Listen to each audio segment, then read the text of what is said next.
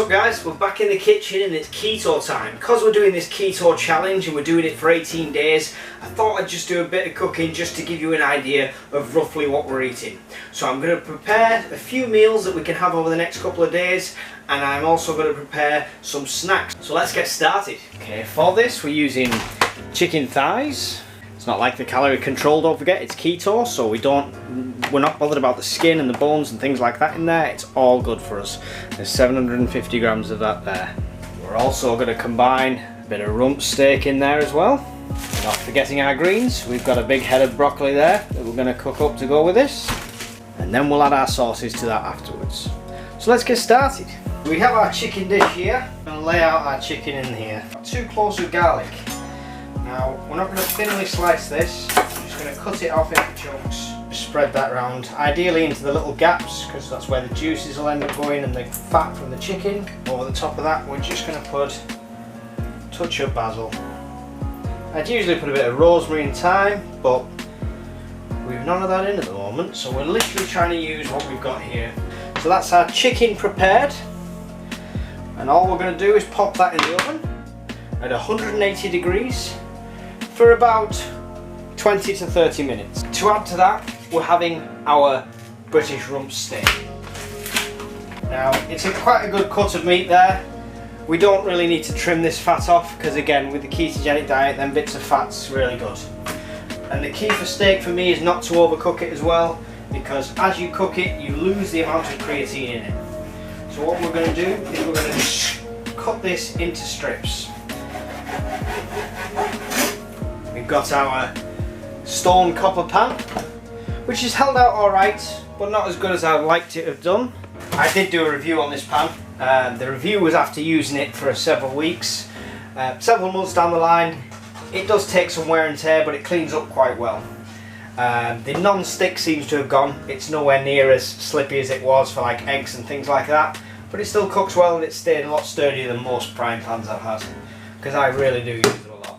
And for this one, we're going to use our coconut oil blend spray that we've used before. I'm going to get some proper coconut oil shortly. I'll be doing a keto shopping video, so I'll pick some up on that so we won't have to use this spray. So we've got a nice thin layer of oil over that whole thing. While that's heating up, we've cleaned our knife again and we've got a clean chopping surface again. We're going to take out our broccoli head here, and we're just going to go ahead and cut in from the top there, taking them florets off. You can have as much stalk as you want, but this is how I prefer it. Just going in a circle around there and taking the top off. You end up with that. You can use it in a broth or a soup or something like that, I suppose, but yeah, I won't be using that today. I like to break them down so they're not too big. That's the ideal kind of size we're looking at. Pop these into our pan of water. Okay, that took no time at all, so our pan's nice and hot now. You can feel that, don't you have to, I wouldn't touch it, but you know, put your hand over it if you like to. We're just going to get our steak in here. It's probably not going to cook as well as we'd have a steak when it's a whole steak, because we'd usually go for a medium rare or a rare. Because they're in strips, it's a bit more turning, taking a bit more heat for longer. But yeah, there's nothing really you can do wrong at this bit. You want to eat them like that, or you want to cook them to death, that's entirely down to your taste. Our steak's cooking up nicely. We're not going to go too far, but just while that's cooking up, I'm going to show you what I was getting for the snack. So this is a huge bag of Now or Never range flame grilled chicken. This was picked up from an Iceland food warehouse if you're in this country.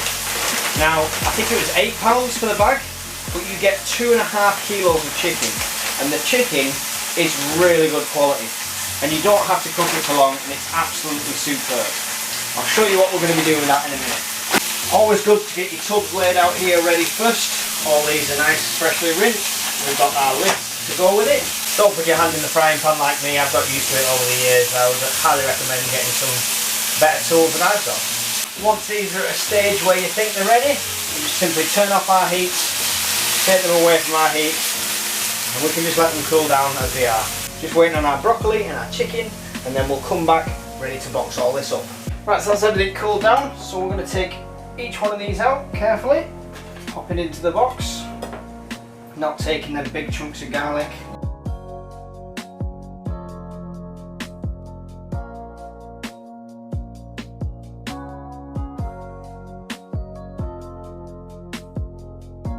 recording your macros, don't forget to weigh out these quantities or estimate them based on the pack size, which is what I usually do. So we have 5 little meals there, all prepped up. We're not going to add our sauce just yet. For some of them we'll be using a hot sauce or a mustard or something like that, or for others we'll be using a bit of gravy. Watch your gravy, it'll have some carbs in it. This has got 2.4 grams per 70 ml of gravy. For one of these meals you're not going to need more than 70 ml, so 2.4 grams of carbs for an entire meal is good going. That's the meals done, let's get on with the snacks. Right, so we've got the chicken that I showed you before, the frozen chicken. Put that straight into a hot pan. We're just letting that cook, so add our garlic and herb salt. Lots of garlic. Lovely smelling bread. Right, we're losing the light a bit, so I hope the quality's alright still. Chicken is cooked up lovely, you can see there. And what we've got is we've got a tub here for the rest of it, but these are some little snack size tubs we've got. Okay, so we're just going to tub up some of this. Literally just to the top, so there's enough room for some sauce. So we have 3 tubs of chicken there. The rest of this will go into this box. That'll be more of a sharer. So what we've got is this South Carolina style mustard. Each pot's getting mixed up like that. You can give it a shake. And there we have a nice little snack. About 6 to 8 grams of carbs depending on how much sauce you use. So it is going to be a chunk of your carb allowance, but this is a treat at the end of the day. So we're still going to be under our limit most days where we can have one of these. But just bear that in mind if you're following it quite strict. Now this one, we're going to put the buffalo sauce in. Now this is better for you if you're on a keto diet. Because the mustard is quite sweet, that's what gives it the high carbs. This per 100 grams has only got 6.6 grams of carbs. So we're not going to use anywhere near that. Again, probably 30 to 40. So we're looking at about 3 grams of carbs at the most there. And we're just going to top that off with a touch of our favourite, which is Frank's Red Hot sauce, just to give it that extra kick. Make sure you've got a tight lid because this has gone wrong before. Give that a shake. There we go. So we've got our hot and spicy chicken and our 3 sweet mustard chickens to go with the 5 meals we've already prepared. Spot on.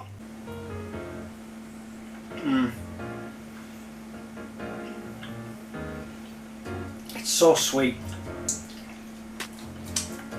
It's almost like a dessert. Even if you don't like English mustard, or you only like the yellow mustard that goes on hot dogs, these are perfect for you. There's no burn, there's no kick, just real nice mustard flavour with that sweetness.